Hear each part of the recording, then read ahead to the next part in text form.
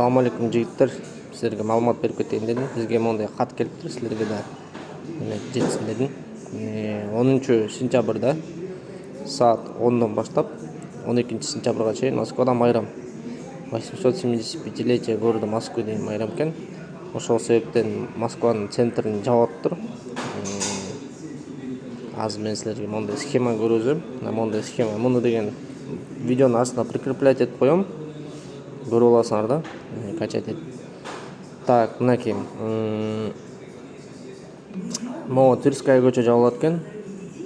Низиловский переулоктон баштап Маховаяга чейин да.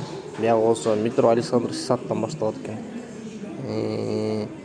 Бияк болсо мына Тверской переулок дейби.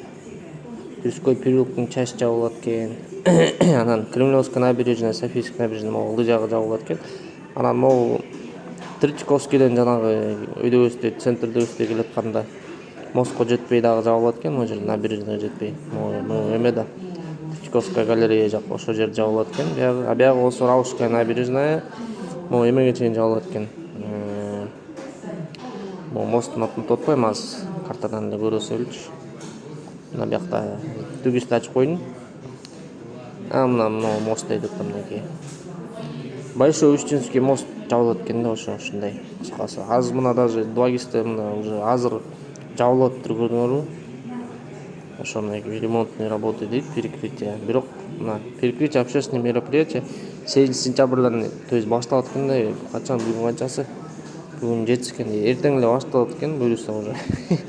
Так что ошондой жигиттер. Ошол видеонун астына прикреплять этип коем схеманы. Ошо көрүп аласыңар. Assalomu alaykum.